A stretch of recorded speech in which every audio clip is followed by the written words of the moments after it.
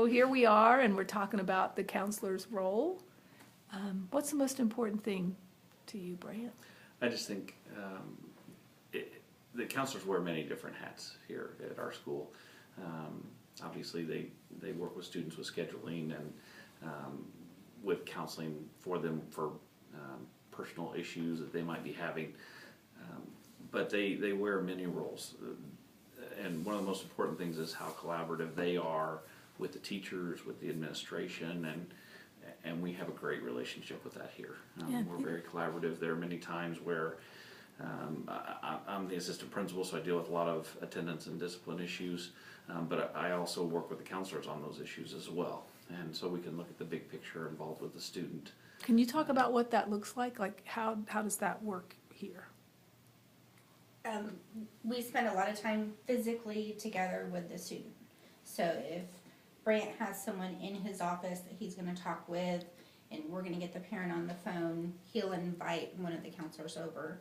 Just, we may have background knowledge or advanced knowledge of what they need, where they need to go to meet their diploma requirements or to keep them safe, or if anyone needs to be contacted past just what we're doing here. Yeah, okay. There's a lot of times where we've talked to each other right before something happened too. That's where we're going back and talking to each other.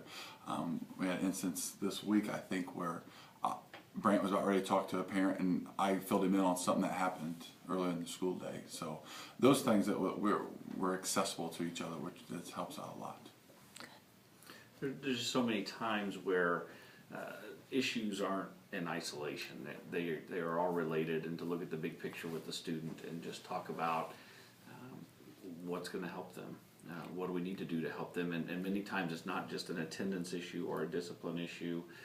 That bleeds into something that may or may not be going on at home, what's going on in their personal relationships at school, how that affects their grades, what their grades look like, conversations that they've had, that I've had, and to all talk and work on what's a big picture solution for them and how we can best help the student. It's not always just about attendance or discipline or grades. A lot of times those are interrelated. So for us to work together on that is often very important. So how do you work together? And you're kind of the discipline guy, but do the students see Chris and Marcia as the disciplinarians as well? How does that work? I don't think they do. I think they tend to take that on more from a counseling standpoint, but many times I take it on more from a counseling standpoint as well. But there are times where they'll help with different issues. Dress code, for instance. There are times where Mrs. Bright might address something with a female student about dress code, or Mr. Du Bois might help with an issue that is someone he relates to specifically, where they're giving them guidance, but it's so they don't get in trouble.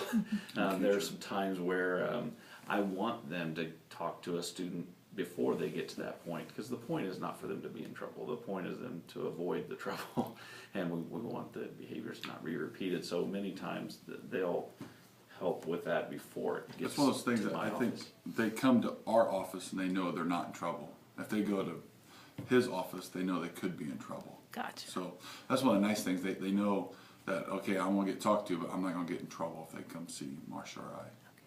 There are times specifically where we'll talk to a student, even if I'm involved, but we will go specifically meet in their office, not in my office, and it sets a little different tone sometimes. Mm-hmm. So if you had one piece of advice for someone just beginning in the school counseling role, what would it be? Mine would be just collaborate and work closely with your administrative staff. Talk to them, work with them. It's not, those do not need to be totally unique departments. So many times they're more intertwined than that, and it's the best thing for the students when those two groups work well together. Anything to add, Marcia? Yeah, it's like a marriage. I mean, at home, you don't want to put mom against dad. You want to make sure that everybody's doing it together. So you don't want to go into it thinking that you're an island by yourself and that you have to handle it. You're more at the center of it. So you have to work with parents and with administrators and with students and with teachers. And if you don't, then it's going to fall apart. Chris, anything to add? No, just like working with Marcia. I mean, that's we always joke about it a little bit, but she's the director of guidance, and I like to get her ideas, and then we might talk about things, and then we go see Brant about what we think should happen. Okay, thanks so much.